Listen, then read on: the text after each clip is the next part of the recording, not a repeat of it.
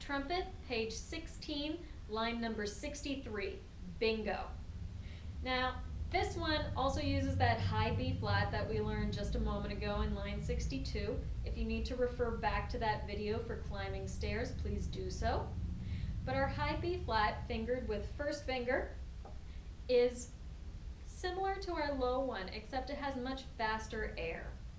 So when we go through this line, don't be afraid to put more air into your instrument. It will help you. It will not sound bad unless you're afraid of your instrument. Try not to be. I know it can be a little challenging. So bingo is actually that American folk song, and some of you will notice that we also had another song earlier in the book that sounded really similar called Farm Out. Well, this one actually adds the pickup note back in where Farm Out didn't have it before. So for this one, it also adds a couple of other things that we have learned, like our slurs. Remember, when you have a slur, you actually tongue the first note of it, and then for however many are connected by that smiley, you just move your fingers into the next one. So you'll hear me do that in a second. And speaking of slurring, remember how I said tongue? Two. Make sure you actually have that tonguing engaged, otherwise it's going to be very difficult to play anything faster. So let's learn our note letter names before we get started in here. 1, 2, 3, 4. 1, ready. C, F, F, F, C, D, D, C, C, F, F, G, G, A, F, A, B flat, B flat, B flat, G, G, A, F, F, G, G, G, F, E, C, D, E, F, F. Did you notice how this song actually spends a lot of time up in our higher range? So again, be well warmed up before you go into this one. Buzz on your mouthpiece, blow through your instrument, get your face buzzing before you try and play this one. Otherwise, it's going to be a little bit scary. So let's play through it at about the same tempo that we just sang it, nice and slow, focusing on tonguing, focusing on counting, and focusing on the speed of our air. So make sure that you breathe and don't be afraid to blow a little bit more into your instrument because it's going to want more when it's asking for those high notes. Let's try this.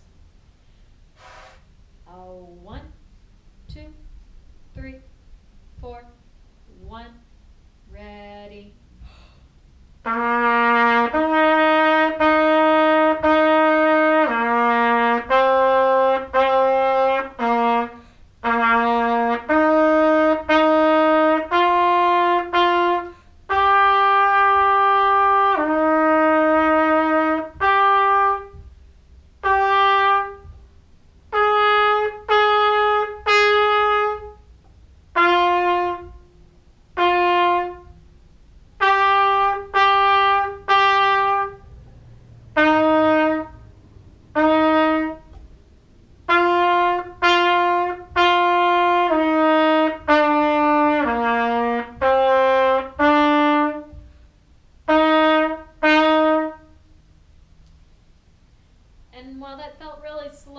Did you hear the differences between the tongued notes and the slurred ones really clearly?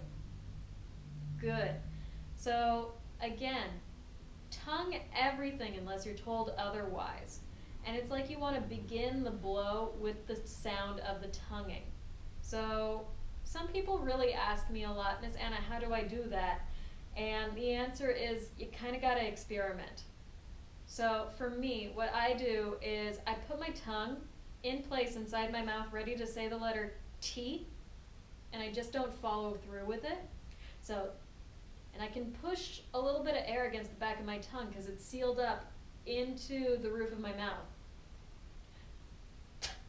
And I have that air pressure back there, And when I finally relax my tongue and let it go, and it's going to go through the instrument, then I have all of that airspeed, all of that strength that I saved up inside, ready to go laser fast through my instrument. And that makes it easier to do the tonguing as well, because the air is going to make your tongue want to move out of the way.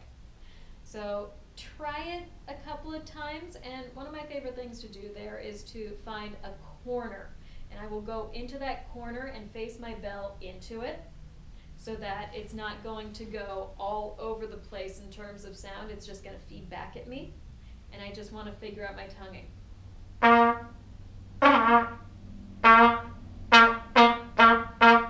And that's actually really helpful for me. If you're concerned about the volume of it, go ahead and just do it on the mouthpiece.